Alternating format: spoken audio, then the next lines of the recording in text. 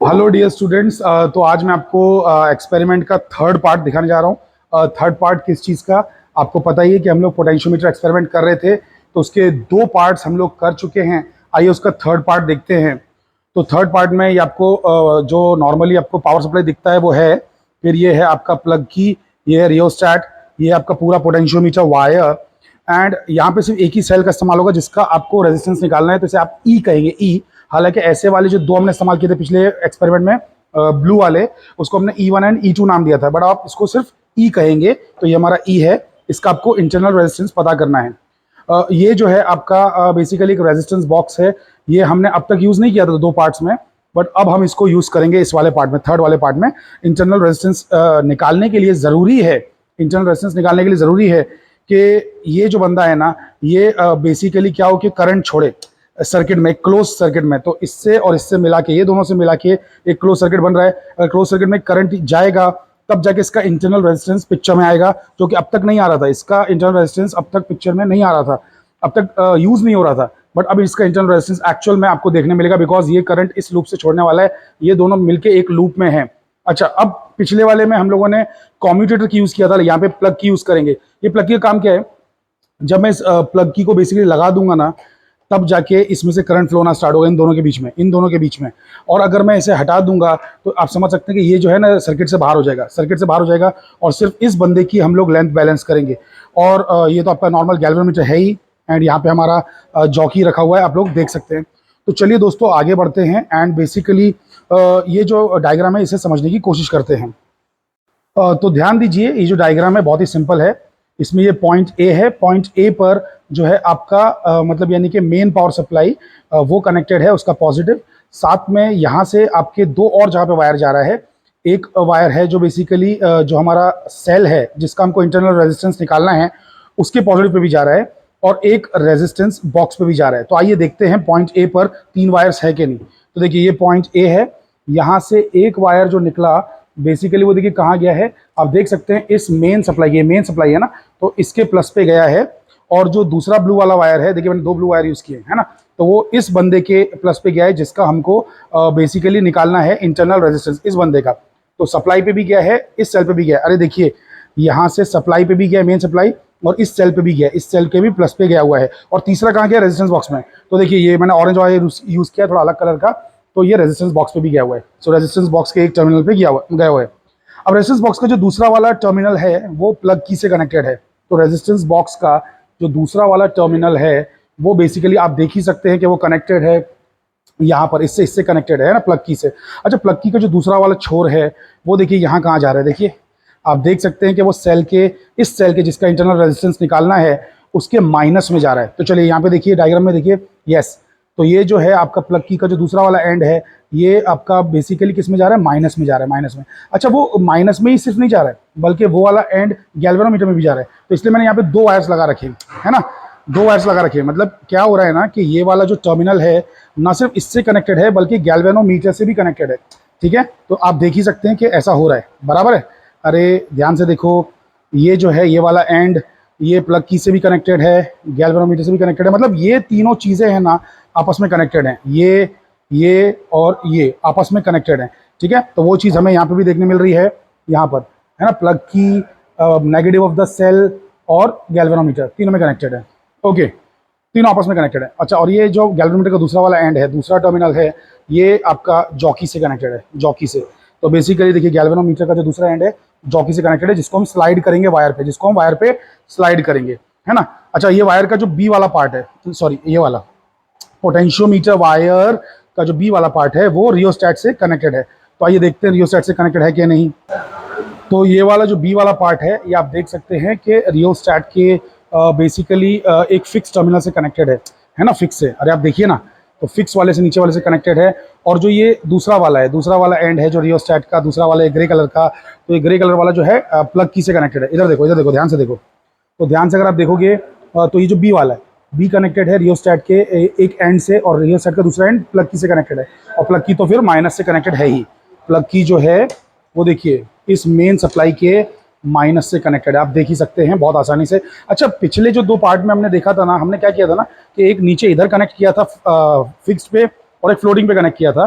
Adjust करने के लिए। वैसे इसमें यहाँ पे ना उसकी ज़रूरत नहीं है, वो कर भी सकते हैं तो गलत नहीं होगा, क्योंकि हमें इस पूरे एक्सपेरिमेंट में ना सिर्फ एक ही बार बस इसको है ना कहीं तो रख देना है, कहीं पे वैल्यू रख देना है और उसके बाद कभी चेंज नहीं करना है। पिछले जो 2 एक्सपेरिमेंट्स थे उसमें वेरी करने की हर रीडिंग में ज़रूरत थी, उसमें बदलने की ज़रूरत थी। रीज़न ये था बिकॉज मतलब एक पे आपने एक वैल्यू पे रखा और आपने फिर क्या किया, टैप करके मतलब सॉरी जॉकी को जो है स्लाइड करके आपने लेंथ निकाल ली, L1 L2 बैलेंसिंग लेंथ जो भी होती है वो निकाल ली। उसके बाद में फिर थोड़ा सा इसको सरकाया, तो सेकंड रीडिंग के लिए आपको इसको सरकाना पड़ता है, इसको चेंज करना पड़ता है, फिर नई लेंथ आती है, फिर इसको सरकाते हैं और तो थर्ड वाली रीडिंग आती है, फिर फोर्थ वाली रीडिंग आती है। यहाँ पे ऐसा कुछ नहीं करना है, यहाँ पर इसको चेंज नहीं करना है, इसको एक बार सेट किया तो बस हो गया ये हमेशा के लिए। आपको इसकी मदद से इसका रेजिस्टेंस चेंज कर करके 4 बार रीडिंग्स निकालनी है, 4 बार। इसीलिए हम लोग ने देखिए टेबल में भी रेजिस्टेंस जो कनेक्ट किया ना, इसको हम लोग बोलते हैं एक्सटर्नल रेजिस्टेंस। तो एक्सटर्नल रेजिस्टेंस जो है बेसिकली रेजिस्टेंस बॉक्स का, उसको 4 बार रीडिंग लेनी है, 4 बार बैलेंसिंग लेंथ आएगी और चारों से हम लोग को इंटरनल रेजिस्टेंस निकालना है। इंटरनल रेजिस्टेंस निकालने के लिए यहाँ पे फॉर्मूला दिया हुआ है, जो भी लेंथ आएगी L1 minus L2 into R upon L2, है ना, L1 minus L2 into R upon L2, L1 minus L2 into R upon L2। इस तरीके से आपको जो है बेसिकली यहाँ पे इंटरनल रेजिस्टेंस 4 बार निकालना है, तो चारों का फिर बाद में एवरेज करके वो एक्चुअल वैल्यू हो जाएगी। ठीक है। अच्छा, L1 क्या है, L2 क्या है? तो हम जब ये प्लग की जो चाबी है इसे जब निकाल के रखेंगे तो ये बंदा सर्किट से बाहर है, तो आपको इसका है ना फुल वोल्टेज बैलेंस करने मिल रहा है, तो उसको हम ईएमएफ कहते हैं, ईएमएफ। और ईएमएफ के करस्पॉन्डिंग जो लेंथ होती है, ईएमएफ के करस्पॉन्डिंग जो लेंथ होती है, ईएमएफ को बैलेंस करने वाली लेंथ, उसका नाम L1 रखा जाता है। और जब ये चीज़ हम लेके प्लग की जब अंदर डाल देंगे तो बेसिकली फिर ये भी सर्किट का हिस्सा बन जाएगा, तो फिर आपको ईएमएफ नहीं मिलेगा, टर्मिनल वोल्टेज मिलेगा। इस बंदे का सिर्फ टर्मिनल वोल्टेज मिलेगा, क्यों? क्योंकि थोड़ा सा अंदर इंटरनल रेजिस्टेंस खा जाएगा, वोल्टेज खा जाएगा, तो L2 मिलेगा। L2 छोटा होता है, L1 बड़ा होता है।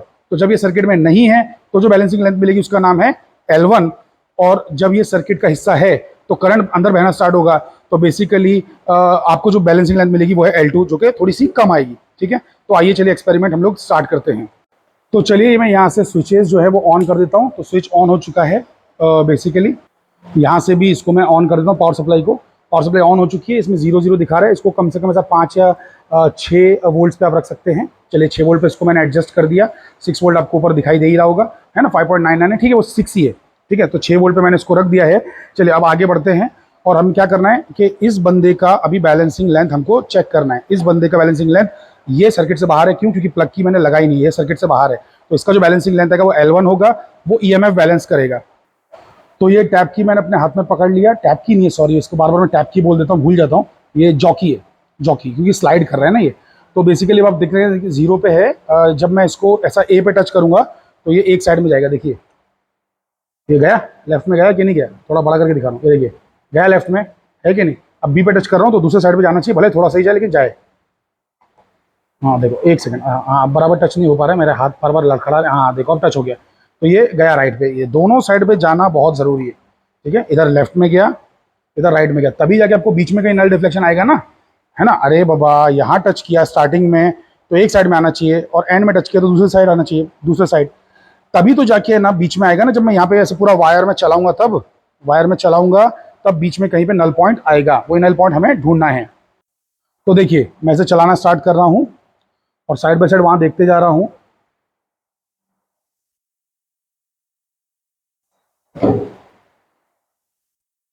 अब तक तो नहीं आया, चलिए रास्ता बदल लेते हैं, सेकंड वाले वायर पे आ जाते हैं।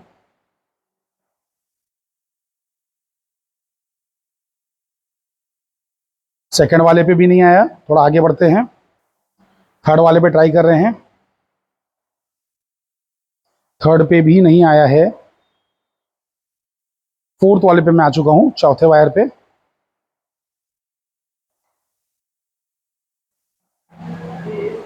हाँ आ गया। तो फोर्थ वाले पे जो है बेसिकली हमारा आ चुका है, फोर्थ वाले पे देखिए 0 आ गया ना भाई, 0 आ गया कि नहीं आ गया? फोर्थ वाले वायर पे आ गया है, सो 0 आ गया। देखो मैं थोड़ा आगे पीछे सरका के दिखाता हूँ आपको। ओह शिट्स, हाँ अब ठीक है, दिख रहा है, दिख रहा है कि नहीं? दिख रहा है। तो बीच में कहीं पे तो 0 है, ओके, तो बीच में कहीं पे तो 0 है, ओके। ये देखो ना, आगे बढ़ा तो राइट में गया, पीछे आया तो लेफ्ट में गया, बीच में रुका लेते हैं कहीं, ठीक है। तो यहाँ पे अब ये बिल्कुल बराबर है, बिल्कुल परफेक्ट है। तो ये लेंथ अब देख लेते हैं, ये लेंथ देखो कितनी है, ये लेंथ है कितना, 82 है, 82 82 82 लेंथ है। 82। अरे भैया दिख रही है कि नहीं दिख रही है 82? अरे सुनो, तो तुम लोग इधर चला के ऐसे जाते हो ना, मतलब अरे अबे ऐसे जब चलाओगे तो तुम्हें ऊपर वाला देखना है, और जब उल्टा चलाओगे ना ऐसे करके तो नीचे वाला देखना है। तो अभी मैं उल्टा चला के आया हूँ ना चौथे वाले पे। अरे पहले में सीधा चलेंगे, दूसरे में उल्टा चलेंगे, तीसरे में सीधा चलेंगे, चौथे में उल्टा चलेंगे, तो 300 तो ऊपर का हो गया, 300 ऊपर का सेंटीमीटर हो चुका है, और ये 82 एक्स्ट्रा है, मतलब चौथे में है। तो 382, 382 जो है हमें बैलेंसिंग लेंथ मिली है, 382। चलिए आइए इसे नोट कर लेते हैं यहाँ पे। तो यहाँ पर मैं लिख रहा हूँ बैलेंसिंग लेंथ, बेसिकली किधर गया भाई लिखने वाला, हाँ, जब की ओपन है तब। तो ये 382 आई है। अब की क्लोज करेंगे, लेकिन की क्लोज करने से पहले रेजिस्टेंस कुछ तो निकालना पड़ेगा, तो इसमें सब ज़्यादा मत निकालिए, 10 15 20 बस इतना ही निकालिए। तो चलिए मैं एक काम करता हूँ कि इसमें से कुछ 15 निकाल लेता हूँ। तो 15 15 है कि नहीं भाई इसमें? अच्छा हाँ 10 है और 5 है, तो दो कीज़ निकाल ली, 15 हो गया। देखो इसमें रहता है, यहाँ देखो 10 दिख रहा है और 5 दिख रहा है ना, तो 10 और 5 निकाल लिया मैंने। अरे भैया हटा दो इसको अलग, दिख रहा है कि नहीं दिख रहा है? 10 और 5 निकला हुआ, तो 10 है और ये 5 है, 5 और 10, 5 और 10, 5 और 10। तो आप देख सकते हैं कि मैंने इसमें बेसिकली देखिए 10 और 5 15 निकाला हुआ है ना, 15 निकाला हुआ है।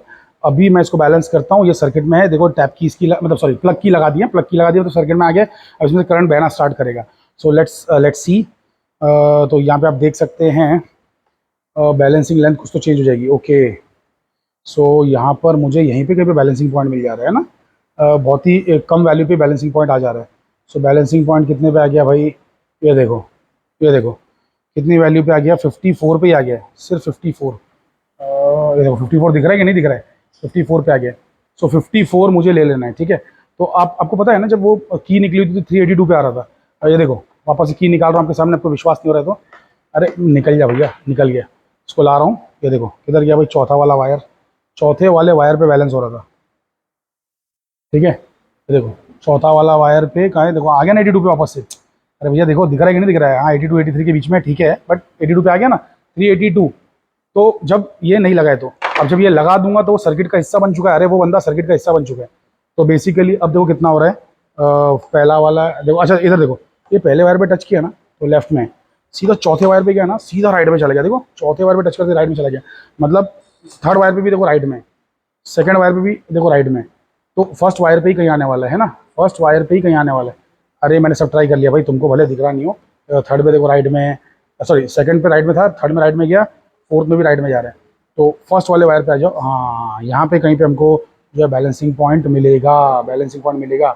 तो थोड़ा पीछे पीछे आ जाओ, पीछे आ जाओ। तो ये हमको मिल गया कितना, 54 है ना, तो 54 पे मिला है। तो 54 पे बैलेंसिंग लेंथ आ गया, तो मैं नोट कर लेता हूँ 54। किधर गया मेरा 54? अच्छा निकाला कितना, 15 निकाला, 15, और ये लेंथ कितनी है 54 आई है ना। इससे इंटरनल रेजिस्टेंस कैलकुलेट करेंगे। चलो एक रीडिंग और लेते हैं बस, तो एक रीडिंग और लेते हैं, हम चार चार नहीं लेंगे। तो 15 था ना, इसको मैं 20 बना देता हूँ।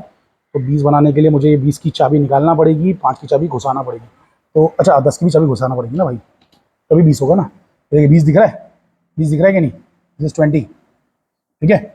चलिए 20 निकाला हुआ है, वापस चेक करते हैं। तो 20 निकाल के अभी चेक कर रहे हैं, तो मैं कहाँ पे रख रहा हूँ, फर्स्ट पे रखना है ना।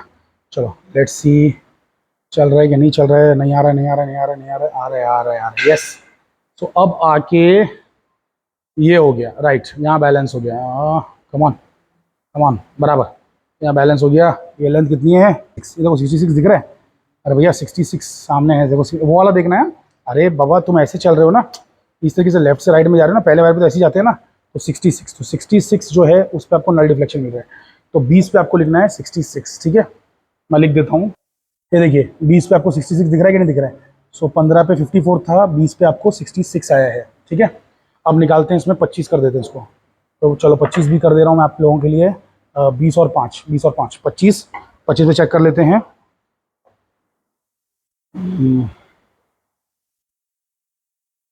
राइट, तो यहाँ पे मुझे कुछ मिल रहा है। ये कौन सी लेंथ है भाई? 25 पे रखने पे भी कुछ ज़्यादा खास अलग नहीं आया, 25 पे भी ऑलमोस्ट सेम ही आया है। 25 पे आया है 68, 68 आया है। आइए कैलकुलेशंस करते हैं। तो चलिए मैं आपको कैलकुलेटर में ले चलता हूँ, और एक कैलकुलेशन पहले मैं करके आपको दिखाता हूँ, बाकी 3 कैलकुलेशन में डायरेक्टली लिख लूँगा। तो देखिए पहला वाला कैलकुलेशन कर रहा हूँ मैं, फर्स्ट वाला कैलकुलेशन। तो उसमें L1 मुझे जो आया है वो मुझे देखना है R इक्वल्स टू L1 जो है, अब L1 कितना है भाई मेरा, L1 382 है, L2 54 है और R 15 है। सो ये देखिए ध्यान से, L1 382, L2 जो है L2 वो 54 और R कितना है, R है मेरा 15 बराबर। तो पहले 382 माइनस 54 करना पड़ेगा, फिर 54 से डिवाइड करना पड़ेगा और फिर 15 से मल्टीप्लाई करना पड़ेगा। चलिए कैलकुलेटर में चलते हैं। तो कैलकुलेटर में हम लोग आ चुके हैं, देखिए ध्यान से, 382 माइनस कितना है 54 है, इक्वल टू, फिर डिवाइड बाई 54 है, ओके, फिर मल्टीप्लाइड बाई आपका जो है बेसिकली रेजिस्टेंस की जो वैल्यू थी कितनी थी आपने जो निकाली थी, एक्सटर्नल रेजिस्टेंस 15। तो इसका आंसर आ रहा है 91, है ना। तो 91 हमको आ रहा है। तो पहली वाली जो रीडिंग हमें आई है 91.11 ओम, मैंने यहाँ पे लिख दिया, आप लोग देख सकते हैं, ठीक है। ऐसे करके मैं सारी रीडिंग्स लिख दूंगा, ठीक है। तो पहले वाले में 91.11 है। अब दूसरा आप लोग इसी तरीके से कैलकुलेट करेंगे, क्या करेंगे, 382 माइनस 66 डिवाइड बाई 66 इंटू 20, ठीक है। 382 माइनस 66 डिवाइड बाई 66 इंटू 20। तो आप देख सकते हैं कि अभी आपको 95.75 आया है, जिसको मैं 96 लिख दूंगा, ठीक है, 96। यहाँ पे मैंने रीडिंग्स लिख दी हैं 91.1, 96 एंड सो ऑन। तो मतलब लगभग आप समझ सकते हैं कि जब आपको सब कुछ 90 90 90 में आ रहा है तो आंसर भी आपका 90 के आसपास होगा। तो बेसिकली आपने देखा कि जो एवरेज वैल्यू आई है इंटरनल रेजिस्टेंस की वो 90 के आसपास आई है, 90। तो बेसिकली इस तरीके से इस सेल का हम लोग इंटरनल रेजिस्टेंस पता कर सकते हैं पोटेंशियोमीटर का इस्तेमाल करके। और ये चीज़ पॉसिबल नहीं है नॉर्मल मल्टीमीटर से या वोल्ट मीटर से, इसलिए ये एक्सपेरिमेंट किया जाता है।